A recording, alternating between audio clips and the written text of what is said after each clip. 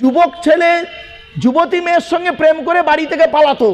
ও আল্লাহ, এখন কি হয়েছে শুনবেন, 2 ছেলের মা 4 ছেলের বাপের সঙ্গে পালাচ্ছে। ঠিক না বেটি? কি আসছে? তখন যুবক ছেলে যুবতী মেয়ের সঙ্গে প্রেম করত, আর এখনকার যুবক ছেলেরা কি করে শুনবেন, যুবতী মেয়ের সঙ্গে প্রেম করে কম, পাড়ার একটা একটা করে ভাবি ধরেছে। ভাবি ভাবি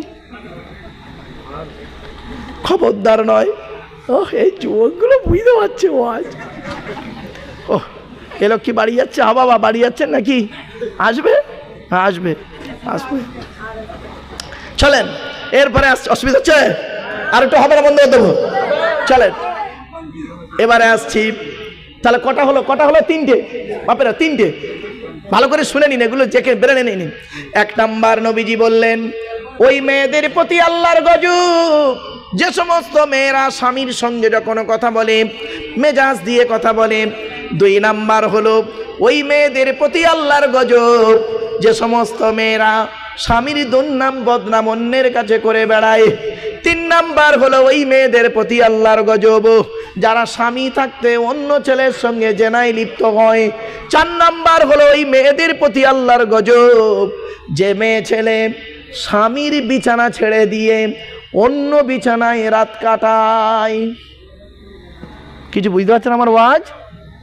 অনেক মেয়ে ছেলে আছে দেখবেন স্বামীর পাশে আর ঘুমায় না, অন্য ঘরে বাচ্চাকে নাতিকে নিয়ে ঘুমায়। বুড়ি আমার তাহাজ্জুদের নামাজ পড়ে আর বুড়ো এদিকে কষ্ট হয়ে কাতরাচ্ছে। আল্লাহর নবী বলেছেন তোর তাহাজ্জুদের নামাজ কবুল হবে না। অনেক মেয়ে ছেলে, আল্লাহর নবী বলেছেন ওই সমস্ত মেয়েদের প্রতি আল্লাহর গজব যে সমস্ত মেয়েরা বিনা কারণে স্বামীর বিছানা ছেড়ে দিয়ে অন্য বিছানায় রাত কাটায়। ও আমার মায়েরা বোনেরা, জীবনে কোনো দিন স্বামীর বিছানা ছেড়ে দিও না।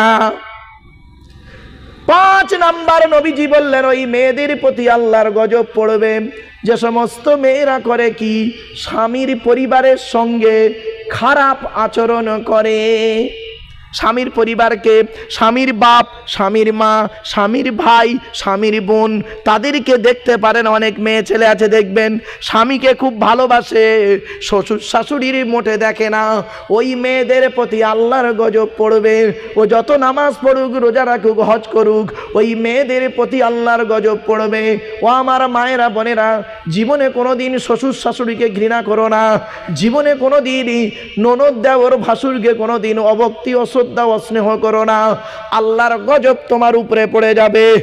6 নাম্বার হলো ওই মেয়েদের প্রতি আল্লাহর গজব যে মেয়েরা তার স্বামীকে বলে আমার মতো মেয়ে বলে তুমি উদ্ধার হয়ে গেলে, অন্য কোনো মেয়ে হলে বুঝতে পারতে আমার মতো মেয়ে তোমার মতো ছেলেকে বিয়ে করেছে বলে তুমি বেঁচে গেলে।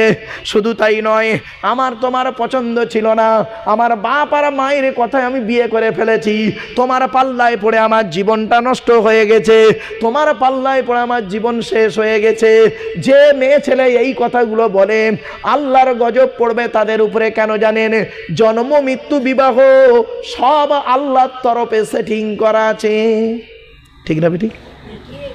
ভাববেন বাড়ি থেকে ভাব। এরপরে আল্লাহ রব্বুল আলামিনের রাসূল জানিয়ে দিলেন, এ পৃথিবীর মানুষ শোনো, এই স্বামীরা তোমরা তোমাদের স্ত্রীদের জীবনে 17টা শিক্ষা দান করবে। কটা? তা আপনি বউকে কটা শিক্ষা দিয়েছেন? একটাও তো দেননি। দয়া করে একটু শুনে যান, দয়া করে একটু শুনে যান।